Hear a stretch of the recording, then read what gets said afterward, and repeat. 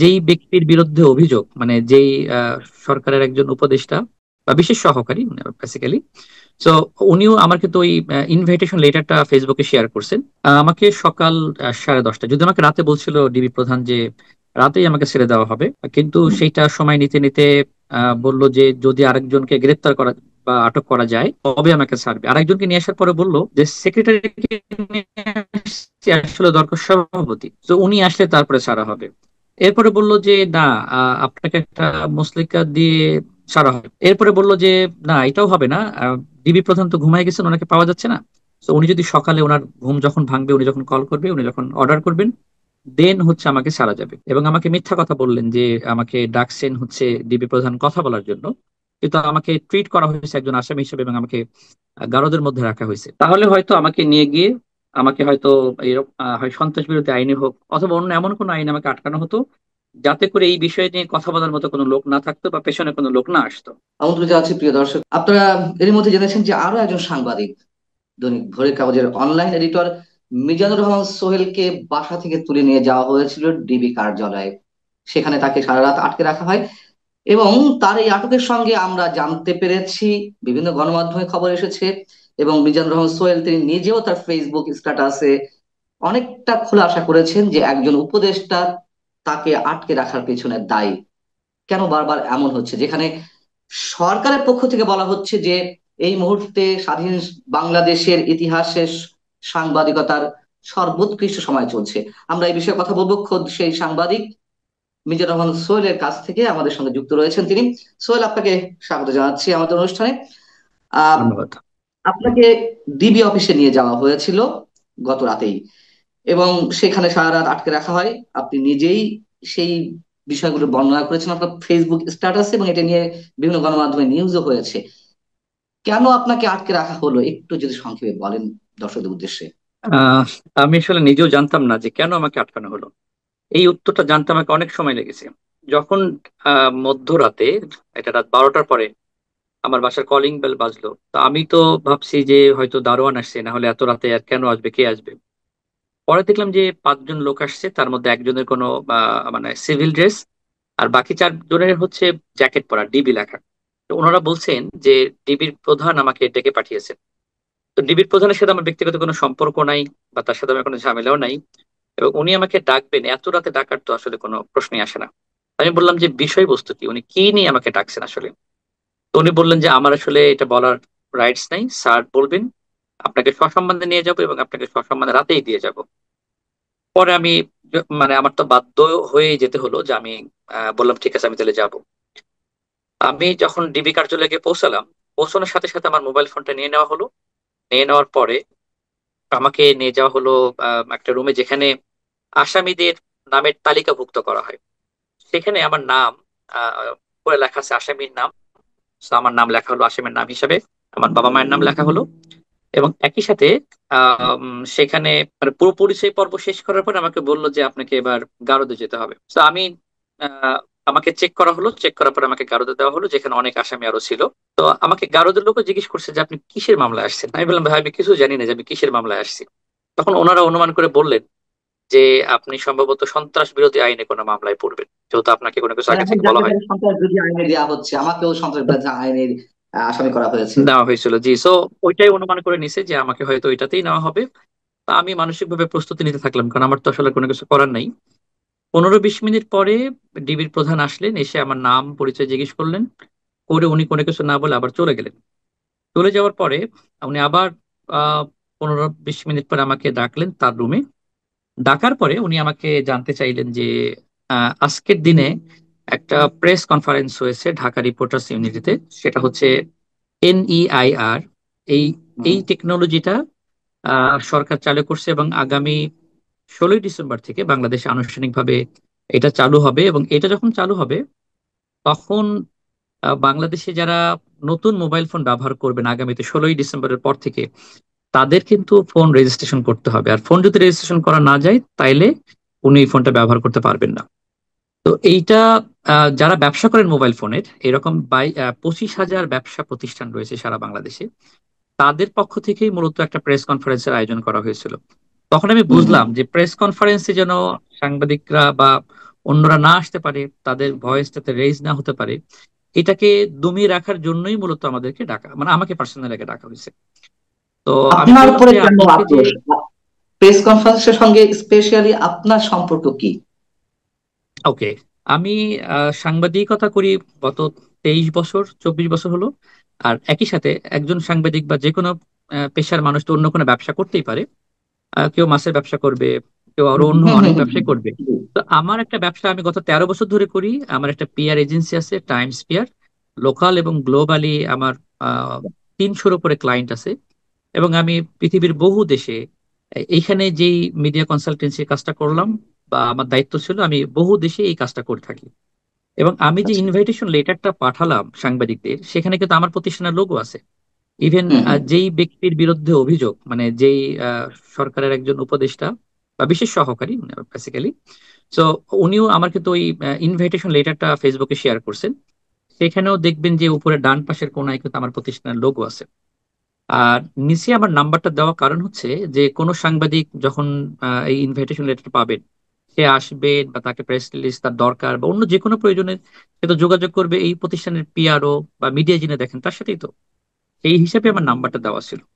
তো ওনারা বলছেন যে এই নাম্বার দেওয়াটা এক ধরনের নাকি অপরাধ হয়েছে। ডিবি প্রধান বলতেছিলেন, এই যে আপনি নাম্বার দিলেন, নাম আর একজনের নাম, মানে হচ্ছে যিনি এই সংগঠনের সভাপতি, তো হুম হুম। তিনি তো ইনভাইটেশন দেবেন, কিন্তু যোগাযোগ করার জন্য মূলত সাংবাদিক হিসাবে, সরি সাংবাদিক না ঠিক, মিডিয়া কোঅর্ডিনেটর হিসাবে আমার নামটা থাকবে। এটা তো খুবই সিম্পল। কিন্তু উনি বলছে যে এটা আপনি প্রতারণা করছেন, আপনার নামে এটা প্রতারণা মামলা হবে। আপনি আর এই যে কোন যা, কোন বিধানের এখতিয়ারে এই এই কথাটি বললেন? কোন বিধানের এখতিয়ারে? আপনি কি জিজ্ঞাসা করেছেন এটা তো যে আসলে কেন আমার নাম্বার নাম? এ- ওখানে গেলে তো আসলে কোনো কিছু বলার সুযোগ থাকে না। তারা রাইট এমন রাইট এমন রাইট। ধরনের কথা বলে যে আমি একটা অনেক বড় পরিবেশ কেমন অপরাধী। থাকে? পরিবেশটা এইভাবে আসলে তৈরি করা থাকে। তো আমি আসলে আর কোনো কিছু বলি নাই। পরে আমাকে বললো যে, আমি জিজ্ঞেস করলাম যে এই যে প্রেস কনফারেন্স করার জন্য ডাকা হলো, এটা আসলে কেন, মানে আমার কি কোনো অপরাধ আছে কিনা। তো উনি বললো যে এটা উপর মহলের নির্দেশ। তো আমি তখন খুব সহজেই অনুমান করতে পারলাম যে উপর মহল আসলে কে। কারণ এই এনইআইআর মূলত বাস্তবায়ন করার জন্য এই বিশেষ সহকারী গত কয়েক মাস ধরে চেষ্টা করছেন। যদিও এই প্রকল্পটা গত সরকারের আমলেরই একজনের ছিল, তখন এটা বাস্তবায়ন করা যায়নি, কিন্তু এখন সেটা উনি বাস্তবায়ন করছেন। কারণ হচ্ছে, এখানে অনেকগুলো কারণ আছে। তার মধ্যে একটা অন্যতম কারণ হচ্ছে যে এখানে 9টা প্রতিষ্ঠান যারা বাংলাদেশে মোবাইল ফোন উৎপাদন করে বলে দাবি করে, আসলে তারা করে হচ্ছে অ্যাসেম্বলিং করে। তো এদেরকে মনোপলি ব্যবসা করার সুযোগ দিতে চায়। এবং এই 9 জনের মধ্যে একজন হচ্ছে এই ভদ্রলোক, মানে বিশেষ সহকারীর হচ্ছে ছোটবেলার এই মানে বিশেষ সহকারীতে কে? স্কুল। বিশেষ বিশেষ সহকারী কে? প্রধান উপদেষ্টাতে কয়েকজন বিশেষ সহকারী আছে। বিশেষ সহকারীকে এটা আমার মনে হয় না যে এটা না জানার মধ্যে কেউ আছে, কিন্তু আমার মনে হয় যে আমি না বলতে চাই। কারণ আমি কাউকে সরাসরি মানে তার নাম বলতে চাই না। যদিও উনি আমার নাম বলে ফেসবুকে কয়েকবার স্ট্যাটাস দিয়েছেন এবং উনি আমার নামে একটা প্রেস লিস্ট পাঠিয়েছেন। তো এটা তো ওনার কি গণমাধ্যমে এসেছে, সম্পৃক্ততা তার কি ফেসবুক, দায়।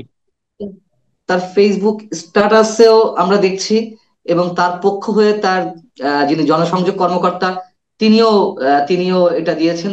তারপর প্রধান উপদেষ্টা বিশেষ সহকারী ফয়েজ আহমেদ তোয়েবের নাম জানা যাচ্ছে, এবং বিভিন্ন গণমাধ্যমে এই নামটি এসেছে। জি, এটা তো মানুষ জানছে। তো আমি আমি হ্যাঁ। নাম বলতে চাই না। তো উনি হচ্ছে এইটার ব্যাখ্যা করার চেষ্টা করছেন। আমি বলবো যে আমাকে যে আটক করা হলো, এই আটকের পেছনে মানুষটাকে এটা জানার জন্য আহ, অনেক বেশি মানে জ্ঞান থাকার দরকার নেই। শুধুমাত্র উনার যদি আপনি স্ট্যাটাসটা পড়েন, লাস্ট স্ট্যাটাস, আগে একরকম দিচ্ছে, উনি পরের স্ট্যাটাসে উনি পুরো ব্যাখ্যা করে বলছেন উনার রাগ হ্যাঁ। ক্ষোভ, উনি কেন এটা মানে এটাকে বন্ধ করতে চান। এটার সাথে স্মাগলিং হচ্ছে, এটা একটা মানে চোরাই ব্যবসা, এটা এক ধরনের প্রতারণা করা হচ্ছে, 2 নম্বরই কাজ করা হচ্ছে, গ্রে মার্কেট হয়ে আসছে, নানান কথা উনি বলছেন।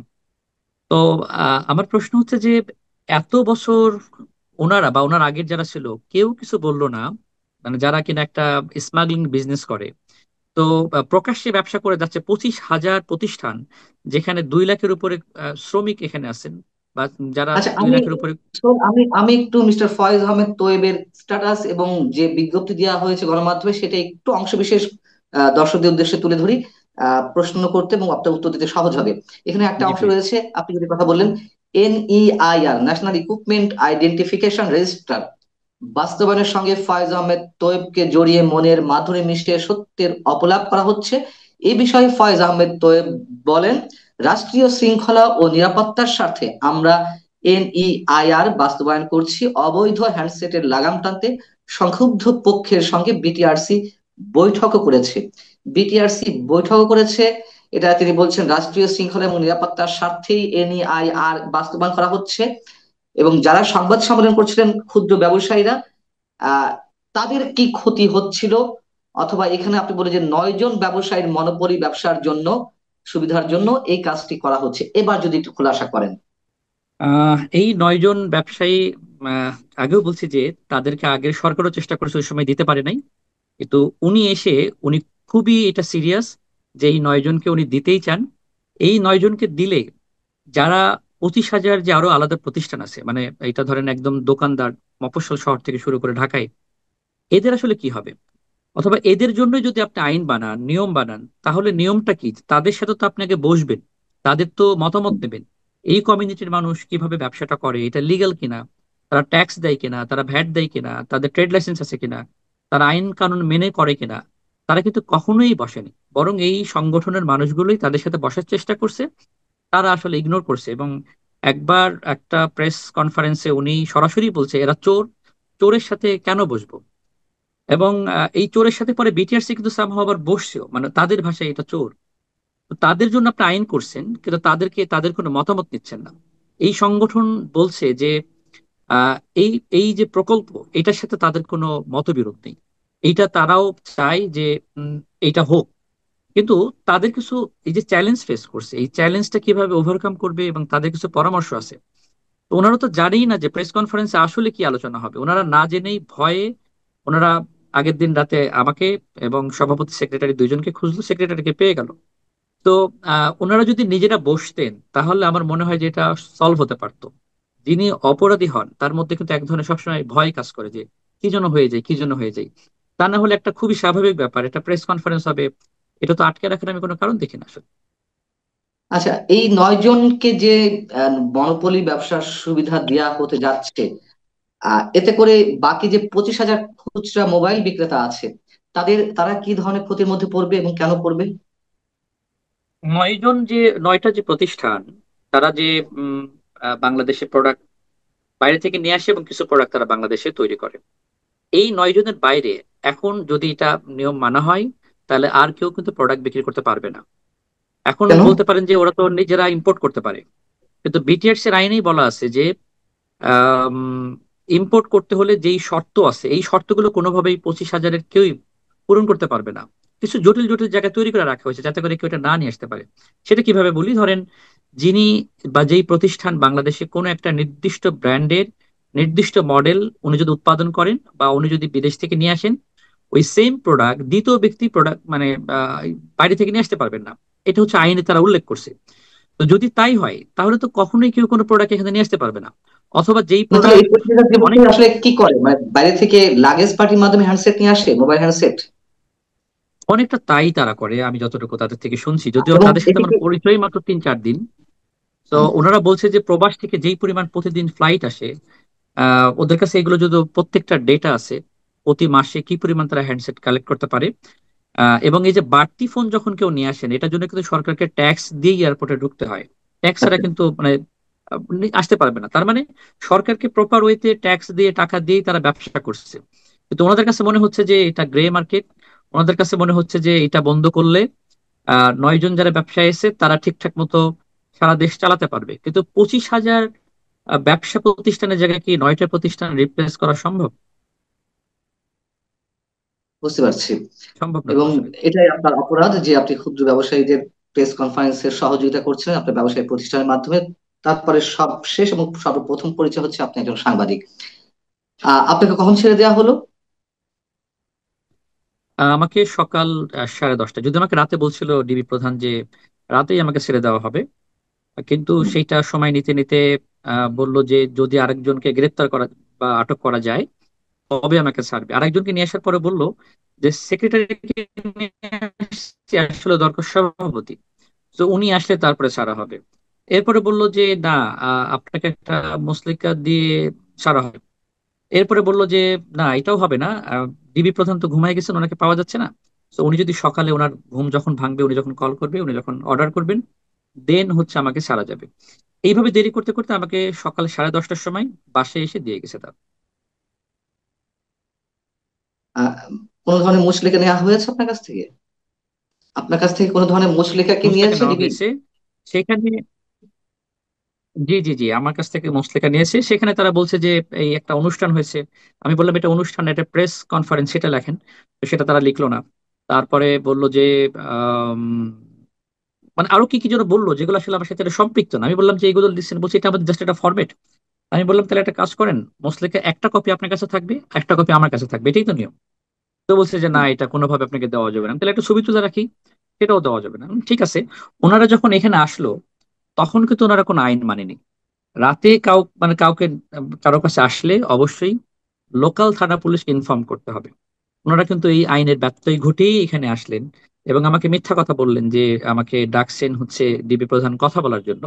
কিন্তু আমাকে ট্রিট করা হয়েছে একজন আসামি হিসেবে, এবং আমাকে গারদের মধ্যে রাখা হয়েছে। কিন্তু ওনারা যখন ছাড়লেন, তখন তাদের আসলে অনেক ফর্মালিটি, এই ফর্মালিটি মেনেই তারপর আমাকে আসতে হয়েছে। এই 9 জনকে মনোপলি ব্যবসা করার সুযোগ দেওয়ার কি কারণ থাকতে পারে? যার বিরুদ্ধে অভিযোগ বা যে বিশেষ সহকারীর বিরুদ্ধে অভিযোগ, আপনার কি মনে হয়? আহ ধরেন, ওনারা, আমি তো বললাম যে এই 9 জনের মধ্যে একজন তার বন্ধু। আহ, আচ্ছা। যদি উনিও আমার পরিচিত মানুষ, তো উনি ওনাকে একটা বড় সুযোগ দিতে চায়। ধরেন, আমি যদি এর সংখ্যাটা জানি না যে প্রতিদিন বাংলাদেশে কি পরিমাণ হ্যান্ডসেট বিক্রি হয়। 25,000 প্রতিষ্ঠান যদি ধরেন 5টা করেও বিক্রি করে, এটা হিউজ সংখ্যা। আমি জানি না আসলে কত বিক্রি হয়, 5টা হতে পারে, 50টা হতে পারে।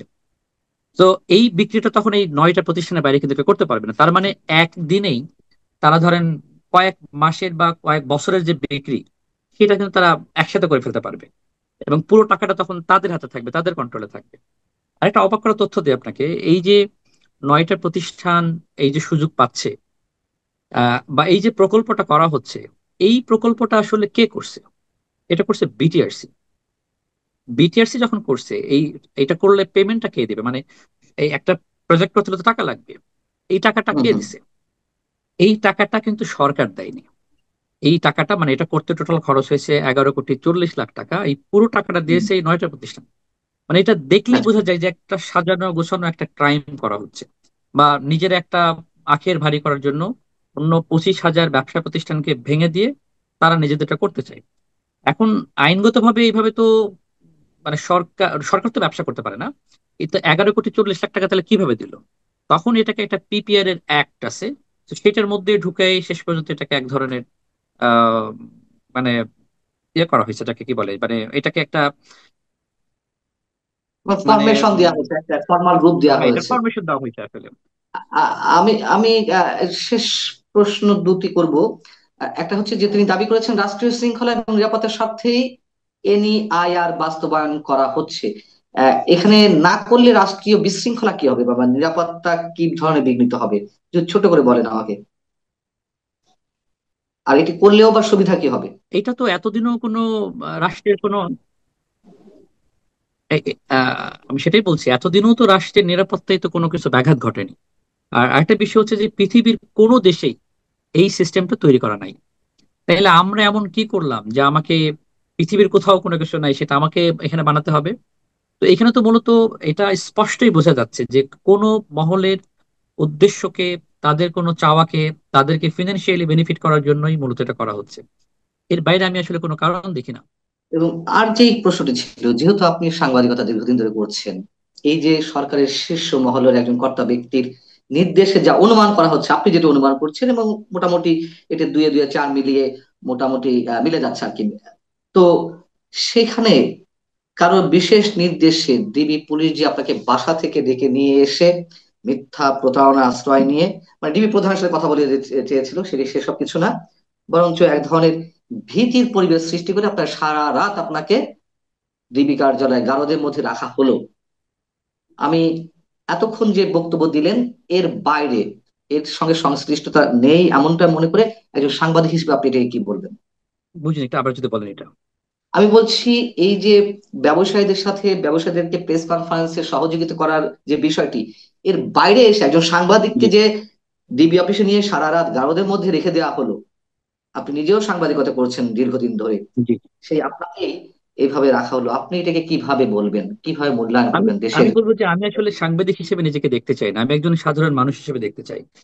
একজন সাধারণ মানুষ, ওনারও যা সুযোগ সুবিধা পাওয়া দরকার আমারও একটাই পাওয়া দরকার, আমি এতটুকু চাই, এর বেশি আমার চাওয়া নেই আসলে। কিন্তু আমার যেটা মনে হয় যে আমি যদি সাংবাদিক না হতাম তাহলে কি হতো, তাহলে হয়তো আমাকে নিয়ে গিয়ে আমাকে হয়তো এরকম হয় সন্ত্রাস বিরোধী আইনে হোক অথবা অন্য এমন কোনো আইনে আমাকে আটকানো হতো, যাতে করে এই বিষয় নিয়ে কথা বলার মতো কোনো লোক না থাকতো বা পেছনে কোনো লোক না আসতো।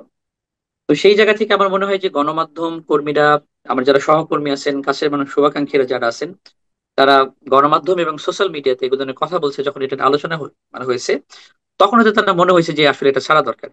না হলে অন্যরাও যারা আসছেন তাদেরকে কিন্তু ঠিকই এভাবে আটকে রাখা হচ্ছে, যেটা কিনা আমিও হয়তো এই ফাঁদে পড়তে পারতাম। আহ আমাদের আসলে কোনো মন্তব্য নেই মিজানুর রহমান সোহেল। আমাদের অনেক প্রশ্ন রাষ্ট্রের প্রতি, সরকারের প্রতি, কিন্তু আমরা দেখি যে সব সরকারই এসব প্রশ্নের উত্তর এড়িয়ে যায়। তারা যা করার করতেই থাকে। আমরা জানি না এর শেষ কোথায়।